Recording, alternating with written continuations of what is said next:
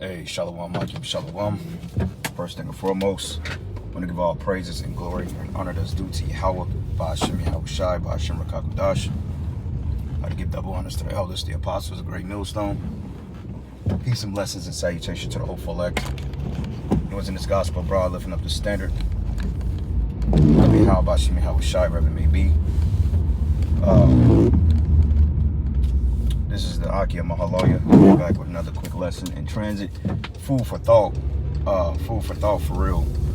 And the elder brother Zahab, I believe the brother is from the Mississippi camp. I believe he's the head, if I'm not mistaken. But he made me think about some things, man, because I was actually concentrating on this earlier as well. And I was doing a lesson on the whole LGBT Israelite thing. And I made the reference of a video that I did regarding the Kansas City serial killers and so forth, getting caught up and thrown in camps and stuff like that. And the Spirit had Elder Zahab did a lesson last night, I believe. But the brother was basically stating that in Jacob's trouble, and the time we coming into, we're gonna have angels that's gonna be guiding us. Okay, because when you gotta understand, during the time of the Exodus in Egypt, when we came out of the land of Egypt, we had angels guiding us in the form of chariots, or what Esau would call a UFO. That being said, that's going to be one of the standards, or one of our mechanisms of defense, even if you are caught up in a jam. But one thing that stood out to me was the fact that brother made a very interesting point, and he was like, well, what happens if you get, brought before a senator? He made a comment like, what if you had to take the MOTB and lose your job, right? And he stated that brothers were, more faith than other brothers because everybody have different measures of faith. He was like, what happens when, you have children, you got a wife, you got a home, you were pretty established. Because, you got some pretty established brothers in this thing, from all walks of life. They got families and stuff, they got careers, they got, things pretty much going for themselves. And he was like, what happens when, you're fitted with that, or they give you the ultimatum, either we gonna, bam, we gonna fire you, or, what you gonna do? And you gotta really ask yourself, like right now, oh, I ain't taking that shit. It's easier said than done, because resisting that comes with a particular mindset of being ready. That's why the scriptures say, hey man, you gotta be ready in the mind. You gotta have your mind wrapped around these things, man, and I stir up your pure minds by the way of remembrance. Okay, but having your mind set and your affection is set on Yahweh Yahushai, because he said a lot of people may be in FEMA camps, because not just men like us, you got a lot of people that's speaking against this system. Okay, and they're gonna detain a lot of people, man, because they speaking against the New World Order. Okay, because hey, the slogan for the New World Order is without mercy. You see what I'm saying? So that being said, what happens if you're thrown in a concentration camp? Okay, I mean, usually in that aspect, you can say, well, that's a sure death sentence, and it could be. But then you got to remember the examples of Peter and John too, that was being hushed up in prison, and the angel came and smote them on the side and then released them. He pretty much put a deep sleep on the guards, or blinded them to some sort, and the angel was like, hey, rise up, lace up thy sandals, put on thy garment quickly, and let's go. And they were back out there preaching. So you are going to have instances like that angels will intervene and get brothers out of jams, and then the miracle spiritual power, because there will be a standard that will come, according to Daniel, the 12th chapter, 1st verse. At that time, Michael shall stand up, the prince of thy people, roughly paraphrasing it, because it's going to be that chaotic out here, man. Okay, but overall, just imagine if you're in that predicament. You got all hell breaking loose. You got a bunch of crazy nutbags in these centers, because people that's going to be in these centers, man, this is going to be worse than some level 12 prison yard shit, man. Okay, you're going to be in there with the most degenerates of society. But see, the difference between us and them, you're going to have that glow. You're going to have that shine. You're going to have that faith. Okay, if the Lord is with you.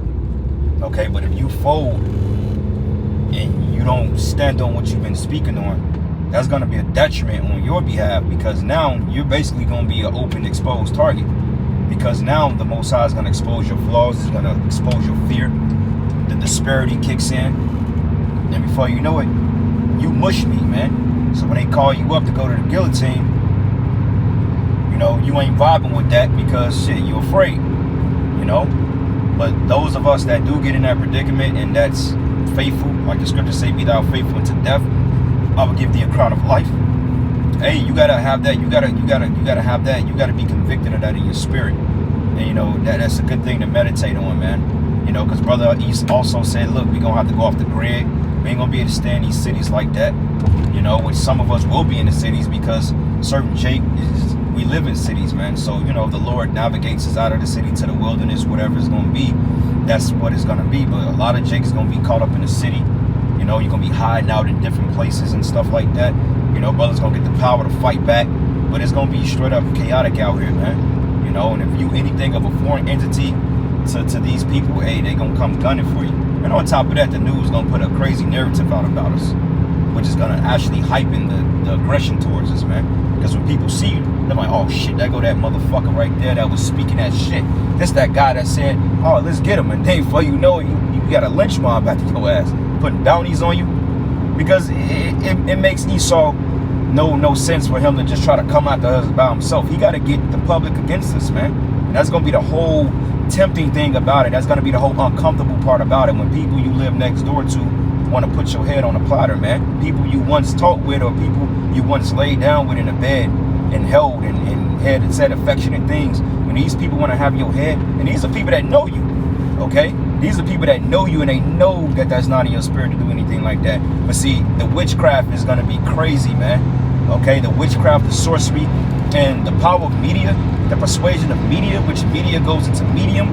Okay, like when you think of spirit medium, you have a mediator, which is the prophet, which is mediating between a dead and you, a spirit realm and you, and they're channeling the energy from the spirit realm from the dead to you. That's the medium in between. Like Yahweh Shai is our mediator. He's our medium to go to the Heavenly Father. So what we say, intercession, goes to the ears of Yahweh Shai, and he reiterates the message to the Most High. Okay, well, when we speak, the angels carries it up, etc. I mean, they hear everything, but it's an order. Okay, when we're praying, the Lord automatically hears it because he's omnipotent, okay, omnipotent, as we like to say, all-powerful, but it's an order. You know, we pray the angels up, here you go, and go to the care package, bam. Is it accepted, yay or nay? Okay, but see, that's how it is when with the media.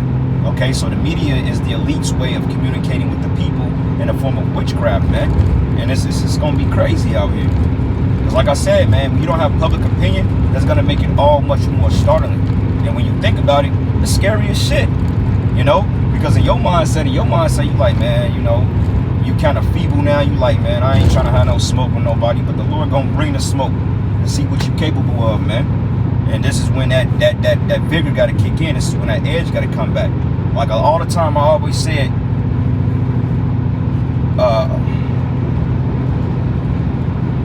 all the time I said,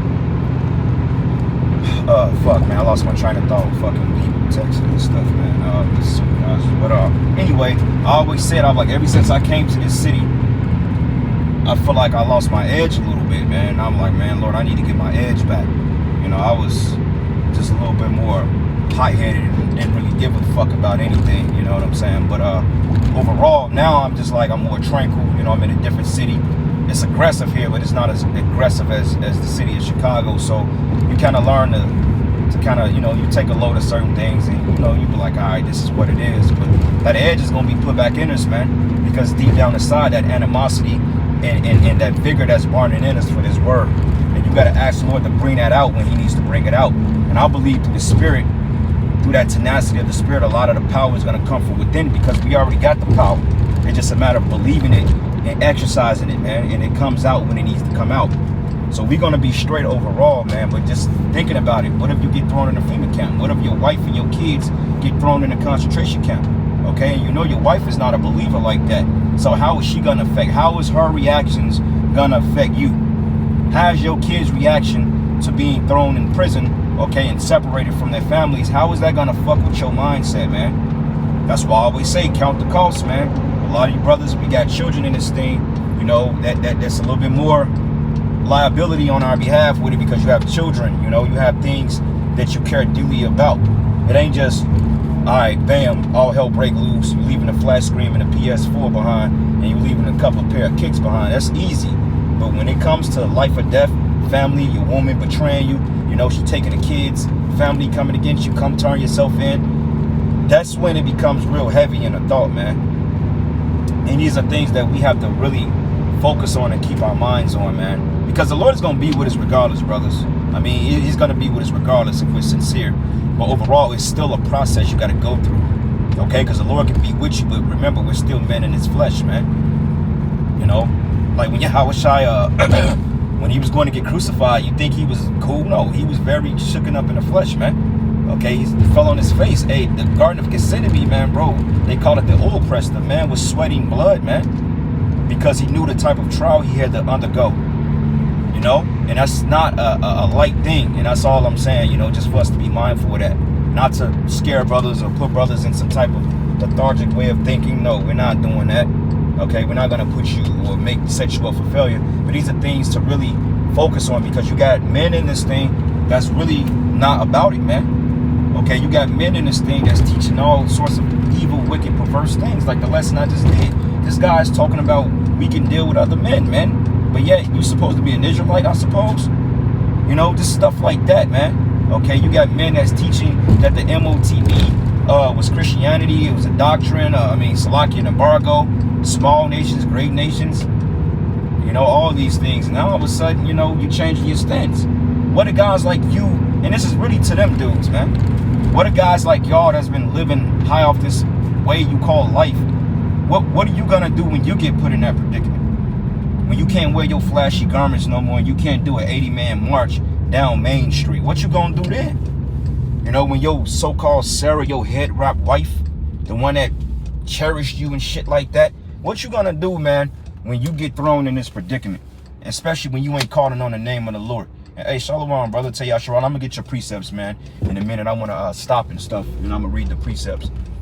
I'm a little early, but what are you Jakes gonna do, man? You know, and like I said, the Lord goes into counting the costs, man. This is not a light thing to be part of. It is not light by far. And like I said, I meditate on it all the time, and the Elder Zahab, bro, it made a lot of sense. He put it into perspective. He said some people gonna be thrown in FEMA camps.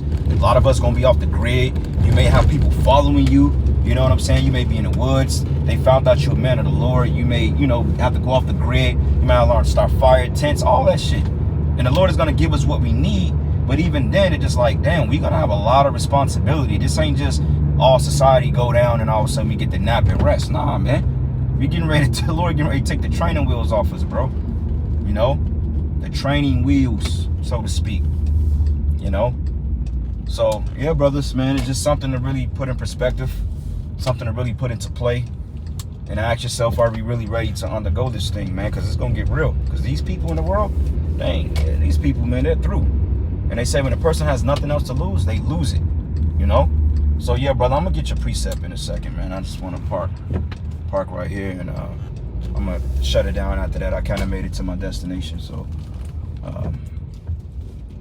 real quick.